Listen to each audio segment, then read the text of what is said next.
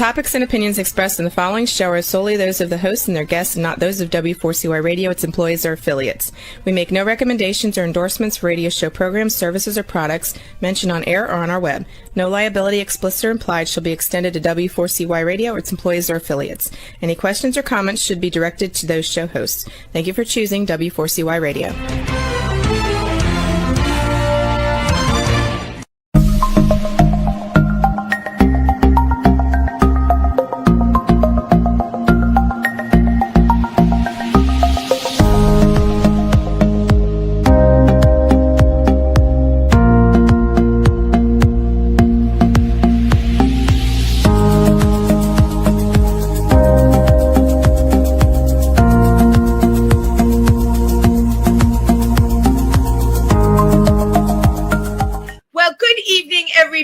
And welcome to Triversity Talk. I am your host, Wendy Stewart. It's Wendy on Wednesday, and I'm really happy to be here with you tonight. And I'm looking at my image in here. Oopsie-doo, my background fell down. Oh, well, you can see that it's rainbows, because that's why we're here. We're here for Triversity Talk. For those of you who follow us online, today you probably got our wonderful newsletter, which talks about LGBTQ history. We have a new member on our board, Kit, who has been on the show, but is absolutely brilliant when it comes to LGBTQ history. And they are so young. I don't know how they know all of this, but you'll find that in our newsletter. And we have some of our upcoming events. May 25th, we're going to have our garden party. I hope you'll all attend that. That's right in town. And then, of course, June 28th, Paddle for Pride.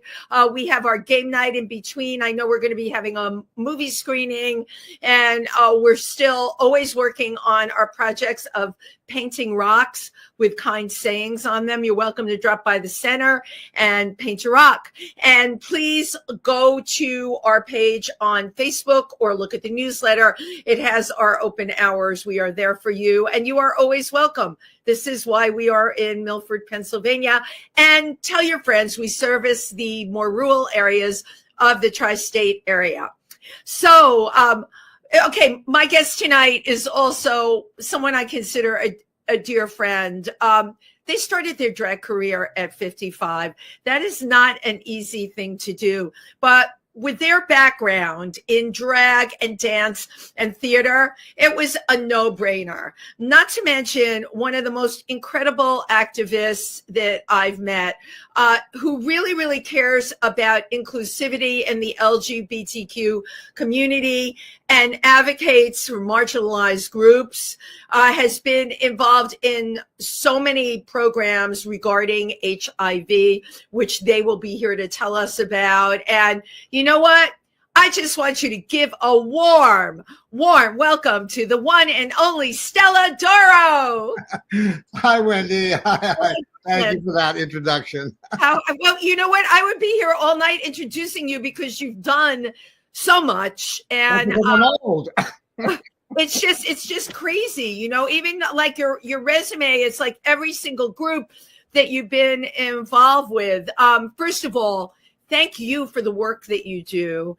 And, you know, you really do work tirelessly, because a lot of people, we came to New York around the same time, you and I. You were here in 75, I came in 76. But you know what, as they say in the dance world, like I know anything about it, we've been hitting the boards for a really long time, and we've been in it for a really long time. And I'm sure you've seen the amount of people that have burnt out. Right, of course. What's your secret, Stella D'oro? Well, I tell everybody I don't smoke, I don't drink, I don't do drugs, I've never been drunk, never been high, but sex, talk to me about that later. Look at me. I'm like, wow. Like, you won't even like sniff a bottle of Locker Room? No. Oh, you make me feel so cheap. Okay. But so it makes sense, right? That your focus is on wellness, both in the mind and in the body, and you bring that to the LGBTQ community. Well, the dance helped a lot. You know, by dancing all these years, you know, right. That keeps your body in sort of good shape, too. Right.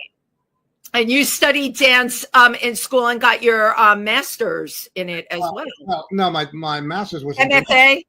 was in directing. There was no MFA back then. Okay. Is that I wrote my master's thesis on Bob Fosse and his visual design for the theater, and I became a director. So I can't dance for long periods of time because I have asthma, sports-induced asthma. Oh. When I first came to New York and found Phil Black's dance studio up the steep and narrow staircase, exactly on 50th and Broadway, I took a beginning class. Within 1 month, I was teaching advanced tap, and then I started teaching jazz there 2 months later, and I was there for 15 years teaching at Phil Black's, and that was the time when Chicago, Chorus Line, Bubbling Brown Sugar, The Wiz, all those people. All of those shows, and for people that don't know, because we came here at the same time, Phil Black's studio was the go-to place. Like if you were, taking class there or going there, that meant you were in the inner circle. And I love it. You went up the dark and narrow staircase. That's a line from Chorus Line. Yeah, exactly. I wouldn't even gone there. I was in graduate school, and Wow. I came in to this clothing store where I was. He said, "Hey, aren't you from Worcester?" He was my paper boy in Worcester. And I said, "Eddie, what are you doing here?" He said, "Oh, I'm in Damn Yankees with Gwen Verdon." I said, "You're kidding. I'm doing my thesis on Bob Fosse." So he got me in to see Gwen. And this was 74 because they were cut short because they couldn't do Chicago because of Fosse's heart attack. So Gwen was what? because Wait, of Fosse's heart attack. So they canceled Chicago in 74. Right. And so Cheetah went out to do her act, and Gwen went on the road to do Damn Yankees. So I got to see Gwen Verdon do Damn Yankees 20 years after she did it on Broadway. Get With out. all the people that are now in Dances Over 40, Harvey Evans. Well, anyway, Eddie told me, "Oh, when you come to New York, come to see me." I said, "Well, where are you going to be, Eddie?" He said, "Well, just go to Phil Black's. I take there." So that's why I went to Phil Black's. And that little Eddie, my paper boy, was Eddie Mecca from Laverne and Shirley. Get out. The little know. paper boy was Oh, from yeah. Laverne, and amazing. But that was such an incredible time in New York where paths seemed to, anything was possible. Madonna came there around the same time. Mhm. Keith Haring, think of all the incredible things. Like if you could think of it, you could do it. It was before the doors had really closed. Correct. And the sexual revolution was everywhere. It But was. For me, I didn't do bars because I couldn't stand the smoke, and I didn't drink. So I was on the outskirts of that until I started doing the go-go and the sex on stage at Show Palace Theater. And then we started to go all to different clubs because we were the kids. We were the go-go kids and the kids that were in the club.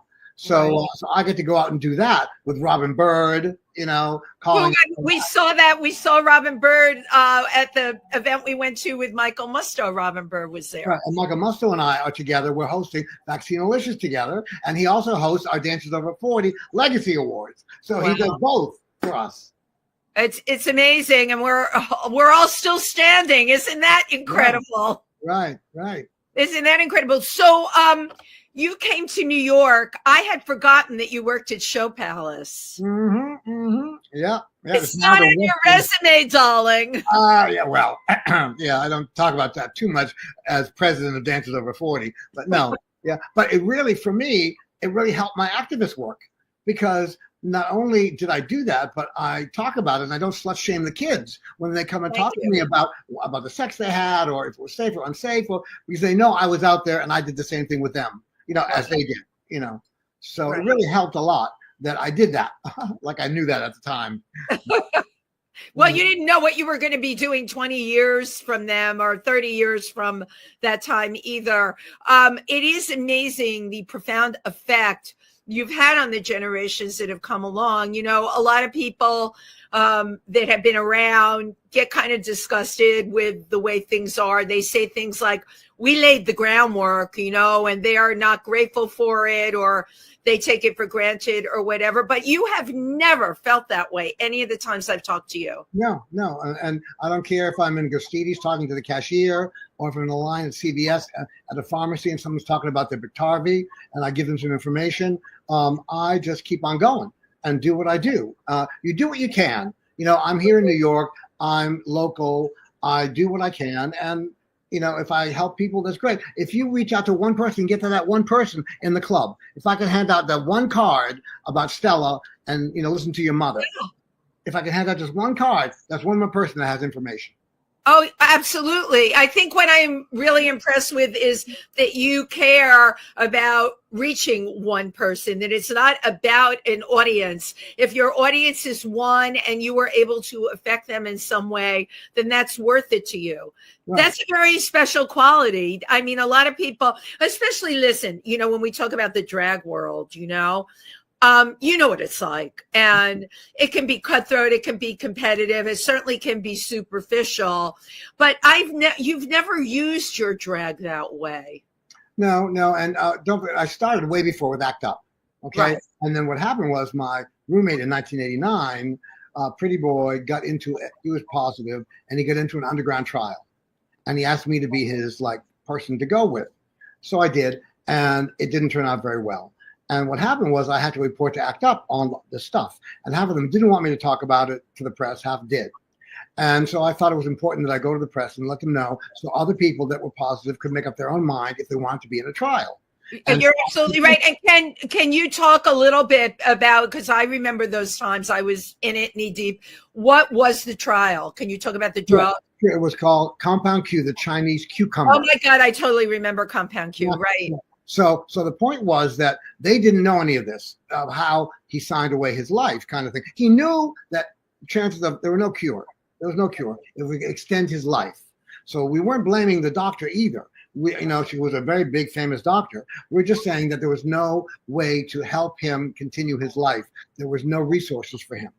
And so ACT UP hated me. Larry Kramer wrote an awful thing. There was no internet. There was no, email. How did we survive? There was no internet. We had to share. Mimeograph. I had a mimeograph, like all these pieces of paper. Right. So I ACT UP. Mimeograph. I haven't heard that word in so long. Right. It had to be ACT UP, and they're all furious about this. And I say to them, have you read the consent form that my roommate signed? None of them said yes. I said, then you have then you have all this passion and no compassion. You don't know what it's like. So I'm sorry, forget it. And I walked out. I stopped ACT UP. And I did the interview with the Times, which got on the front page of the Science Times. And I hope it helped people to decide on their own later. And little did I know that, 15 years later, I would be on the board of the New York Blood Center looking at consent forms that people were going to sign for new trials. I had no idea that that's where my life would take me. When I left ACT UP, I ended up doing Sex Panic, which was part of, the stuff I did at Show Palace. We were talking about sex positive things. So we did that. And then I did this one little thing that said, tell us about the sex you have and you'll get a free HIV test. Early 90s, when you had to pay for HIV tests. Right. I remember you had to pay. Yeah. And told him about the sex I had because I didn't care. I was telling him everything about my life. And that happened to be Project Achieve. And so after 5 years of that, they said, listen, would you like to be in the real HIV vaccine trial, the first one, with VaxGen by Don Francis, who was in And the Band Played On, played by Matthew Modine. Absolutely, yeah. So I said, okay. So I was in a 3-year trial from 98 to 2001, which did not work. If it worked, we would not be here today talking. But it was the first step. And from that, they asked me to be on the Community Advisory Board. And then I did that. And then 2 years later is when I decided to go on vacation with 1,000 naked gay men on the Poconos. And I saw this drag show. And it was awful. With a bunch of... well, hold on, because I'm going to back you up a little bit. Because, Triversity, we're located in the Poconos. So where was the drag show? Well, it was in those camps that they have for over. Oh, like camp out. There's camp out and there's hillside. It was right. These had cabins. These had real cabins. Rainbow Mountain. Maybe that was yeah. And so I went backstage afterwards. I said, well, I can help you. I'm a director. I can help you next year. No, bitch, you have to be in the show. So I got really pissed about that because here are there naked people. They could be doctors, lawyers, Indian chiefs, and they're talking trash. So I got pissed. I was still teaching dance. So I went back home to here and I devised a number that would be easy for me, just a slip and a kind of thing. And I did Cell Block Tango. Now, this is a big theater. We're not talking about 400 people. We're talking about 1,000-seat theater, right? With 2 follow spots and everything. So I go back. Right, of a bunch of judgmental gay men, too. Let's just naked, mind you. The whole point is that everyone's equal. Right. So I get there and they did not expect me to come back, nor did they expect me to win because they already had a pretty boy ready to go. Right. So when I did the Cell Block Tango, I won. and I won the trip to Puerto Vallarta. I was Miss Lace, right? Get out! How totally cool. So afterwards, there's an after thing where they meet you and greet you. You're the winner. And they also, what are you doing next? Where can I see you? I said, no place. I have nothing. I had one wig.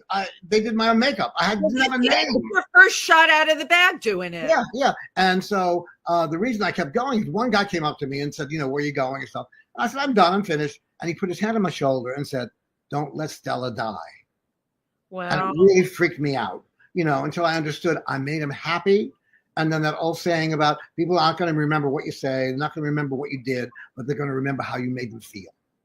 Absolutely true. So that's why I started up. And my friends were, oh, my God, you're already a clothes horse. Now you're going to buy the dresses.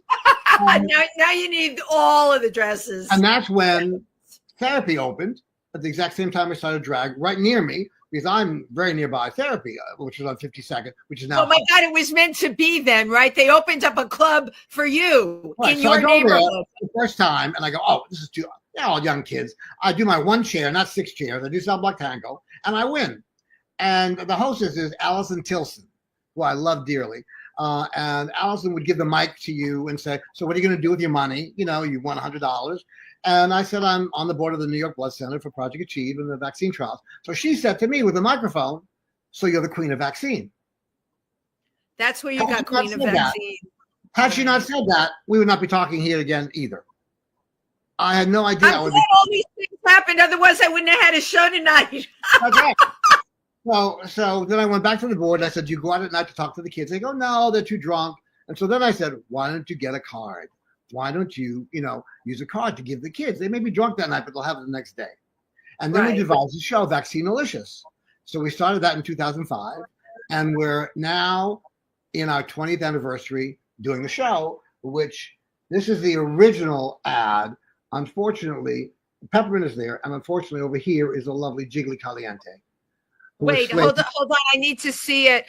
Oh, you're kidding. Jiggly Caliente is on that flyer. Jiggly, oh, my God. Was in our first show in 2005. She was always there for us. Every year she could be there. When she was in town, she would do it for us. Right. And for people that don't know, a lot of people don't know who Jiggly Caliente is, especially if you're not in New York. Was which season on RuPaul's Drag Race? Which 4, one? I believe. Season 4. Right. And All Stars 10. No, not 10. All Stars. I forgot what number All Stars. She was on All Stars. They just passed away. I mean, they got a leg infection and then gone. Yeah. So we were about to do the ad. I mean, we had the ad already, and so now we have to change the ad and put Richard JMV up here. And Tina Burner may show up because she's in the new All Stars. So Tina Burner is great. Yeah. So when Tina can come, she'll come, and some other people will come if they can because they don't want to commit without getting paid. I understand. Well, that getting paid in drag, that's a big thing, right? Oh, absolutely. But volunteering. I had one friend who you probably know. Do you remember Epiphany? Epiphany's full name was Epiphany She Get Paid. I thought that was the funniest drag name I ever heard. Right. Back then, we didn't care about getting paid. And plus, I was an activist. So I was doing it for a cause. Right. For your cause. Yeah. So I'm more from ACT UP to GMHC to Sex Panic to New York Blood Center. And so I took the activism and used it in Stella D'oro. Exactly. But you didn't use it for your own ego. You're using your drag.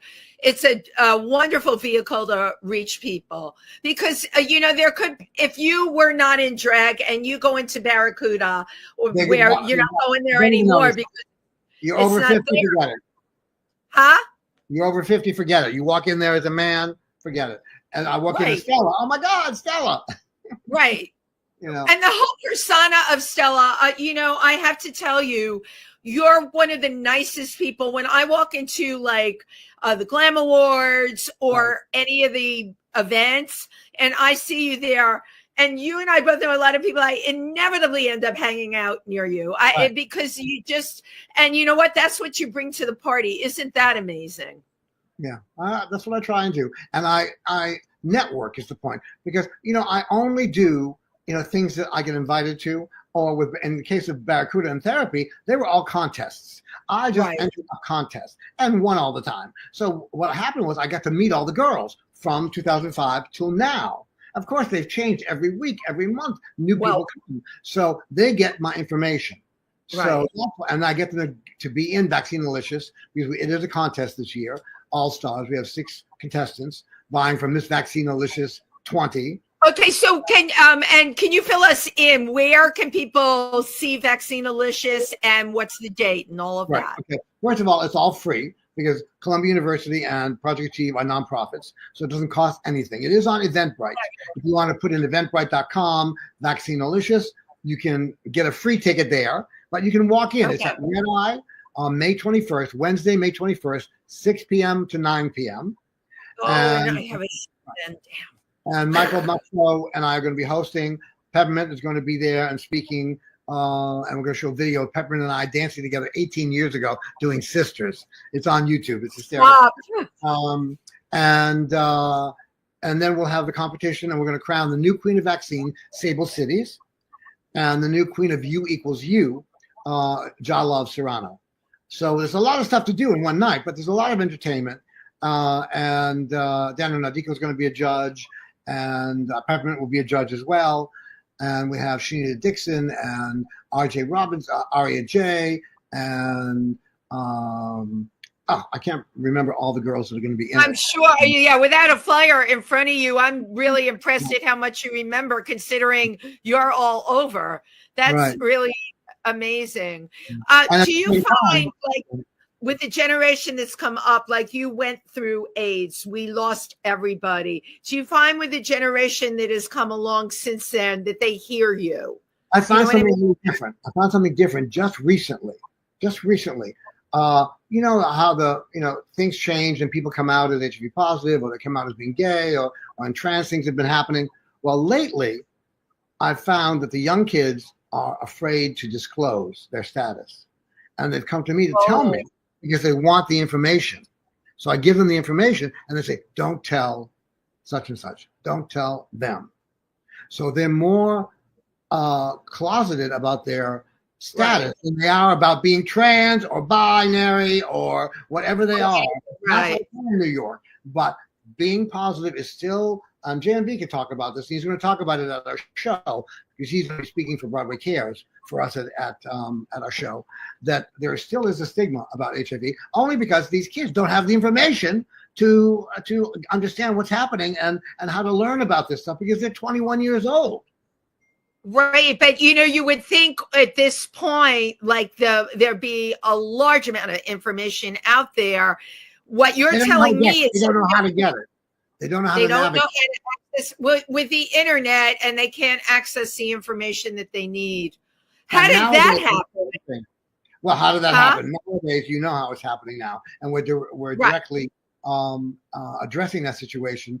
But those sites, okay, the sites of, I shall call it the administration, are not the only sites in town. And, our 21-year-olds are all very savvy. No, they're taking down the sites. That's the point. They're taking down the sites. They're taking down those sites are going down, but the sites that you and I would go to for organizations.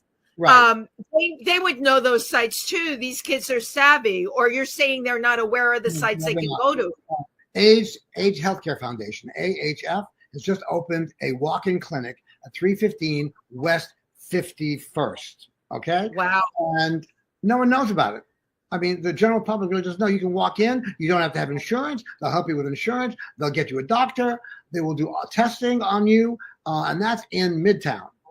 People know about Cal and Lord. That used to be a closed thing. They had too many people. They couldn't get anybody. But now anybody knew. Now they've opened, I believe, a block of time during the week where you can just walk in.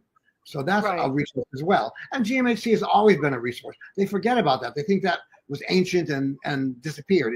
You're Stella, I got to tell you, you're blowing my mind with this information, because these are everything that you just named, except for the new place. Would be, if I were talking to anyone, those would be the first places I would send them. Certainly not to the government websites. Right, exactly. These other sites are there. They're available. What you're telling me is we're either not reaching the kids enough, or what does it take to get that information out there? That's the outreach that we're doing for Vaccine Delicious. So you're running around giving out business cards and doing shows on stage. Right. Girl, we are like back into the 70s and 80s again. This is really mind blowing what you're sharing with me, because I just assumed, especially, you and I did not grow up with computers, internet, or smartphones, honey. You know that. Mimeograph, right. Let's go back to mimeograph. But younger people have access to so much information. And again, I'm not talking about the websites that are being taken down. I'm talking about there's so much still out there. You're saying they don't know how to access it. Correct. Are universities not giving out this information? Well, this is the other point that is political, that when you hear that universities are being defunded, right, they're talking about defunding the research to the universities for everything, not just HIV, for cancer. No, I know. All these other things too. And what the public doesn't understand is that the private and the public come together to share their information. For example, you want to talk about warp speed that helped with COVID and found that cure for COVID. That was because of the mRNA research done by the private institutions, funded by the government. And then they work together to find the cure. So if the government now is cutting that off and saying, I'm not going to give you $2.2 billion, they're cutting their nose off to spite their face.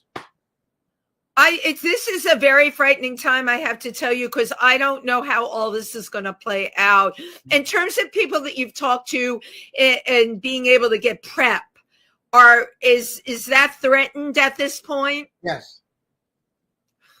Mm-hmm.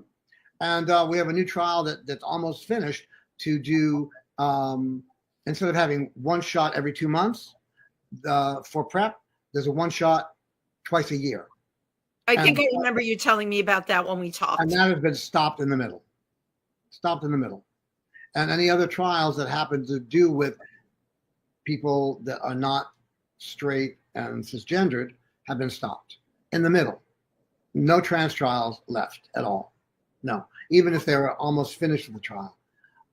So that is, and the other point is they're cutting off the legs of everything. I was supposed to go to the HVTN National Committee annual meeting in DC, May 6th to 9th. So I got my Amtrak ticket from Columbia, all this stuff. They canceled all of the non-essential travel. So basically they cut off the conference. So now we have to do it virtually. So you don't meet the people, you don't talk to the people. It's not the same. You don't go to lunch with them. You don't have that. You can watch a lecture. And they're doing a paper on Vaccine Delicious, but how education and recruitment works with entertainment to get across the important information to the kids. Which is live entertainment, but now what you're saying is it's going to be like a podcast. Right, and so you don't get that interaction anymore. Wow. Yeah. Well, the only thing I can say about all of this, and you know this, we have to ride this wave as best we can, and we have to find other ways of getting the information out there. And you know that better than anybody. And we will all continue to do that. I don't feel, I had a number of friends that have moved out of the country now, as I'm sure you have. We all know people that have over this, but I still think it's up to those of us who are here to get this information out there. And you know what? I know what happened with the government websites and all of that. I can't allow that to stop me as a communicator. And as you know, neither can you. Well, I do want to read this one thing that came. Please, What do you have there? This is from the National Institutes of Health. And this is what they sent to all universities. Okay, it's only one paragraph. So it says, this award, the funding, no longer effectuates agency priorities. It is the policy of NIH not to prioritize research activities that focuses gaining scientific knowledge on why individuals are hesitant to be vaccinated and or explore ways to improve vaccine interest or commitment. NIH is obligated to carefully steward grant awards to ensure taxpayer dollars are used in ways that benefit the American people and improve their quality of life. Your project does not satisfy these criteria. So in other words, Wendy, we are not American people. Right. That's what I'm saying. Right. And they just took and devalued your project too. It's not worth it.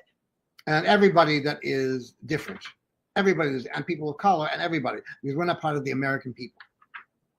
We've got to get through this time. I mean, we've got to get through this time. News channels were running the first 100 days. I don't know if you watched any of it. What I do with news, just to inform myself, I will flip around just to get the spin, see how they're handling it, right? And the OK News channels were very non-opinionated about the first 100 days, but it was what they chose to show, that you're watching this and you're going, oh, this is bad. Anyone that would have watched it would, and they were, they made it a point of saying it was going to be, unbiased, non-opinion, but by the nature of what it was and how they showed it in the order in which they showed it, man, it made your head spin. And that was deliberate. Yeah, yes. It's very difficult to get the information out. And the thing is, they do generalizations of information. They don't go to specifics like I just did about Right. funding with the government and the private. They don't know that. Just like the indirect funding has been cut. People don't know what indirect funding is. Of course not. Example, if they give Harvard $600 million to do a 3-year study on whatever, right? Yeah. Of that $600 million, $190 million is for indirect costs, for rental, for the salaries, for the building, for this stuff's got to be paid for. It's what we call the nuts and bolts of a trial. They call it indirect costs. Yeah. Right? Well, they cut that from $190 million to $60 million. So how can you do the study if you don't have the ability to do it because your indirect costs have been cut by $130 million? So you're saying, oh, the study's still there, but yeah. Well, this is what I say to a lot of people. You're one person, I'm one person. We can touch the people we can touch, and that's what we're going to do. And there's a lot of us out there. And we have people like I know. But a lot of people have hung up their toe shoes over this. It. You're on social media as much as I am, or they took their picture and they put, a black square because they are devastated, and I get that. But like I can't just say, I'm just going to get through the next couple of years. I'm going to get through the next couple of years doing what it is that I do and getting the information out there and working with LGBTQ organizations. And I'm never going to stop doing that. Right. I've been to 2 protests already, and you've got to get yourself out there. You must. Right. And there is, a matter of fact, the first protest I went to at Bryant Park, that was the big 1 million people that went down Fifth Avenue. One, yeah. Right. Well, when I got there was a big tent and a banner by the Quakers. And it threw me because I just started reading Bob the Drag Queen's book on Harriet Tubman Live. And he talked about how the Quakers were instrumental in the Underground Railroad and getting the slaves out of the South. And yet here are the Quakers now advocating for this, for us, for change. And I just thought it was very moving to see the Quakers. Very, very moving. And if you weren't here talking about it, nobody would know about it. I can tell you. Right. Nobody would link that together. Stella, I can talk to you forever. I want to show you your 2 short video clips. Okay, well, before you do, let me mention Dancers Over 40. Okay. What is it? Dancers Over 40. Oh, we're going to go back to Dancers Over 40. Okay, you're the boss. Open up with the clips. You're such a director, Stella D'oro. I got my degree. I love telling people what to do. Okay, Juan, take it away. 1,000 naked gay men in the Poconos. Tell me how you got started. Well, it was a dare. A lot of us had happened with a dare. Of course, but you're much younger when this happens, usually. For me, I didn't start drag until I was 54. And I went to a vacation, 1,000 naked gay men in the Poconos. And my first time, and I loved it. I mean, I loved the cabins and all that stuff. And there was a gay disco. There was Mr. Leather and Miss Lace and all these things happening. I loved it. So I went to the drag contest, and it was pretty bad. Now, this trial that you're promoting, is that for just New York people, or can anybody participate? Oh, this is national. So there's Fenway in Boston, and now you see this is joinusnyc.org for studies for people without HIV, and the flip side is for people with HIV, which is ColumbiaHIVstudies.org, and just click on the QR code, and it'll take you there. We also have COVID studies and monkeypox studies. Yeah, Mpox. By the way, as a marketing tool, I was perusing YouTube, and of course I love videos, even if they were 18 years ago. But for now, and you reaching the kids and TikTok, these are great. These are wham bam, thank you, ma'am, and you get your point out there, and they're entertaining. Mm-hmm. So how did you come up with this? It just happened. Well, what also happened was the New York State Department of Health contacted me and wanted me to be the Mpox spokesperson. So I had to put that on the Instagram and the TikTok, and I didn't know how to do it. So I had to go and do all this stuff, and I got paid to do this. This was not Columbia. This was the New York State Department of Health. So I did these little Instagram things, and then I decided that maybe TikTok would be a good place to also share and connect everything together. So right before I did this talk right now, I went on TikTok and said, "Hey kids, look up Wendy Triversity Talk, watch it, and then watch it on YouTube if you can't watch it live." So I try and get them the information when I can. But however, I don't have a base anymore since Barracuda is gone. Since the last week of Barracuda, I have no base yet to go to meet the kids. Eventually there will be at industry, but that's right. My wheels, hold on. My wheels are turning. We're talking about trying to get the information out there. You're on TikTok. Why not focus on building? These little snippets are great. You and I were talking about a new center that opened up that people don't know about. What about making these little short blips and putting it on TikTok? Well, then I have to be in drag to do this, and to be in drag just to do a video instead of going out and performing and coming back and doing videos. I've always done the TikTok and stuff. Hey kids, I'm going out to Barracuda. I'm going to the Glam Awards. So now I have to get dressed, and like they say in Dreamgirls, all dressed up and no place to go, and I'm sitting here for hours. Stella, I'm going to tell you, I want you to get a different mindset. It totally works. Okay, you can pare it down where nobody can see below, right? You can be in whatever you want to be in. Your thongs, but up above, you have the face, you have the look, and you get the information out there. I'm telling you, this is a great market for you. Mm-hmm. Great. And I know my stuff. Great market for you. I'm going to tell you that. Dancers over 40. Go. So in the midst of all this stuff back in the 90s, gay men had, again, the internet wasn't very big, so there was a date bait where you go to the center and you sit down, you talk, my name is such and such, and this is what I do, I'm number 72. And then you'd have a IBM thing, and you put the number of the guy that you liked, and maybe you would hook up. So I never worked for me. It didn't. But this one older guy got up and said, I'm president of Dancers Over 40. And I had got promoted at Channel 13 to be associate producer on their arts channel.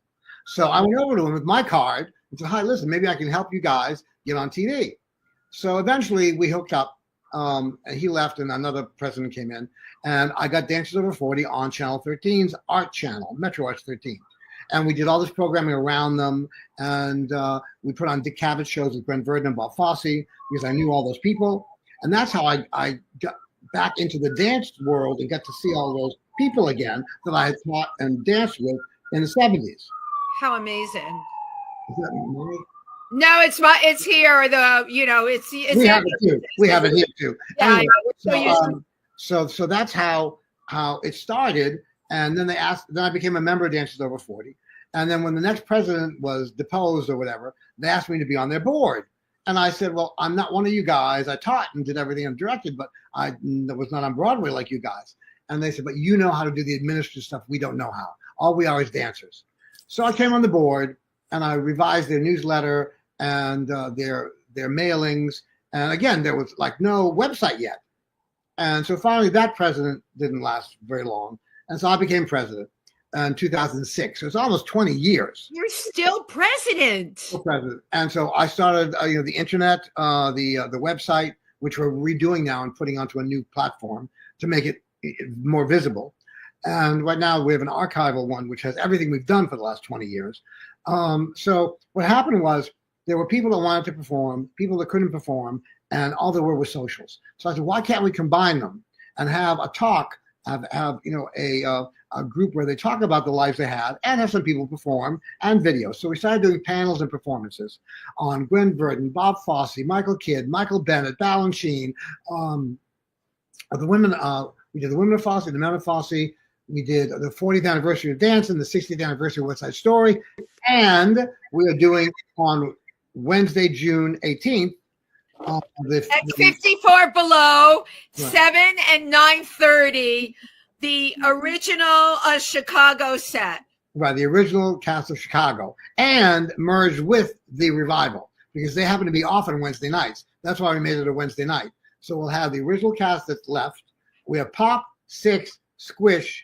Will be in the audience, and we have a standby, Gracia Danielle. Cicero is obviously the lovely, Cheetah Rivera, who was on our board and did many things for us. Of And course. so we're trying to get as many people. Gene Foote and Gary Gendell also will be there, and we'll have a little panel as well as the singing and a little dancing. 54 Below is not really known for dancing on that stage, as you know. No, not at all, but you're going to do it. We're doing all that jazz. We're doing All I Care About Is Love with the background dancing with the fans. We're doing I Am My Own Best Friend. And we're doing numbers cut from the original show. There was no When You Get to Mama in the beginning of Chicago. There was a number called 10% on Agent and Henry. And what they did is they gave Mama Morton, she wasn't even called Mama at the time, one line. I talked to my boys at William Morris, and they said, so there went the whole Agent's part. So Bob Fosse gave him a watch, and he left. He had won a Tony the next year for Mornings at 7, so he was around David Rounds. Anyway, so that's how When You Get to Mama went in there. So you'll see the evolution of the show. And so we've never done two shows before, ever, in a row. The same show, of course. And we will have Lisa Mordente, Cheetah's daughter, and Nicole Fosse, Bob Fosse and Gwen Verdon's daughter, will also be in attendance. And there'll be some surprise guests that we can't advertise right now that will be phenomenal. So tickets are on sale at 54 Below. Just go there and look up, Chicago. 54 Below. I actually marked it already because I'd like to try and go June 18th. It's a Wednesday night, but sometimes I do reruns. So if I know in advance, I can do that. This really sounds great. Right. It's once in a lifetime thing. It's the 50-year anniversary. Right. So what is it? You have followed Fosse from the earliest in your career. Everyone loves Fosse, but what is it that spoke to you? Well, what I didn't know until I talked to Gwen Verdon, and there was no internet, is the influence of Jack Cole on Bob Fosse, thanks to Gwen Verdon, because Gwen Verdon was a Jack Cole dancer in the 40s. And so Bob Fosse, she had the Afro-Cuban and the Jamaican and all those other styles, the Indian styles that Jack Cole had, and integrated that into jazz. And even Agnes DeMille wrote Jack Cole a note on one of his shows saying, this is pure jazz on Broadway, not what I did. And Jack Cole, again, was a gay man, who was a pretty, a lot of people didn't like him. He was tough. But he formed the foundation of Broadway jazz dance, along with Gwen Verdon and Bob Fosse and Tommy Rowell and those people that learned from them. So that's what we learned. And all the people in Dancers Over 40 were people, they're called primary sources. That's who all the members are. In other words, everyone wants to talk to our members because they were there when it happened. You've got the history, yeah. Our history, our legacy, our lives. And I use our history, our legacy, and our lives as an important tool for Dancers Over 40 and for HIV, and to explain to the kids that they need to continue with the history and their legacy and their lives. You just amaze me. First of all, your energy, how you intertwine all the things you believe in. I'm very much the same way, but I'm sure I get people that say to me, when are you going to stop? When are you going to slow down? Or shouldn't you? I love the shouldn't word. Shouldn't you be thinking about slowing down or doing this or doing that? And it pisses me off because I'm just getting revved up. Well, as Cheetah Rivera said, I told her this quote that she had said back in the 70s. She didn't remember. it was during Chicago. She gave an interview to the Village Voice, and they talked about she was already in her 40s and Gwen was already 50. And so all she said is, once you stop, everything drops. That is so absolutely true. And Cheeto was still, I know Daniel Nardicchio produced her. Right, I was there. During all of her performances in Fire Island. Right, yeah. And she was what, in her like late 80s. She died. Okay, come on. She was in her late 80s and she's performing in Fire Island. Yeah. Stella, that's what you have to aspire to, and I will be there in the audience with hair pieces and lashes, stilettos, baby, cheering you on in a fabulous outfit. Okay, we're in these times. Obviously, your mojo hasn't stopped at all, and we're down to the last couple of minutes. Where do you see yourself going forward, and how are you going to navigate the scene right now? What's the plan? Well, I hope that both of these projects, the Vaccine Alicious on May 21st and the Chicago on May 18th, will bring in new blood, will bring in more creative people to continue our legacy. That's what's important. We can't always, count on the people that are there now in the room, because a lot of them are leaving us, like Cheetah and Carolina Valente and Bob Avey, and all these people were on our board, and they're gone now. Yeah. Who's replace them? Jerry Mitchell is now on our board, on our board. So we have to continue to bring in new people and educate them at the same time and motivate them to continue in both the fight against HIV, to find a cure, and to continue the legacy of the dancers that came before.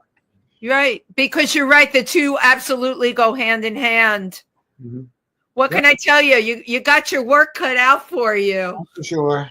Well, thank you for this, Wendy. It's great. I always love seeing you. I always love seeing you at these events and everything, and we pick up exactly where we left off. Oh yeah, no, exactly like that. And Tim Moss, who I did my afternoon show with, if these walls could talk, Tim's another one that's like that's our third anniversary, but we did it exactly 3 years ago. It came up on my feed. It was 3 years ago. Oh my God, I didn't know. These shows that I started were born out of the pandemic because, like, when everything shut down, my first sentence was, I'm mad as hell and I'm not going to take this anymore. This is a bunch of bull. And I still continue to, those feelings are what motivate me, right? We got to carry it forward, and we have to take care of our community. Listen, as you know, this community has always taken care of us. This community is taking care of me. I have a lot of people that say, why are you so involved with the Imperial Court or Triversity? Why do you do that? And I look at them and I go, because I always have, always, from way back, from 15 years old, just always felt like the right thing to do. And it's where I can breathe, right? Mm-hmm. And where I can give back, which is the most important thing. And none of us are perfect. Some of us screw up things, and we have to understand that we have to continue no matter what. There have always been little pratfalls and things that have happened on the internet or whatever, and when you've been around for 50 years in the city, it's you're going to have these things happen, but you've got to keep on going. You got to keep on going no matter what. You can't let anything, right. The surviving in New York, especially these days, it's like, let's pat ourselves on the back here. Mm-hmm. It ain't easy, but you know what? I couldn't do what I do here and anywhere else. Well, you have been as fabulous as I thought. And again, there's always so much to talk about with you. I'm sure if we talk in 6 months, you'll have a whole abundance of stuff to tell me. I always like to take a picture at the end. So look in my camera. Cheese.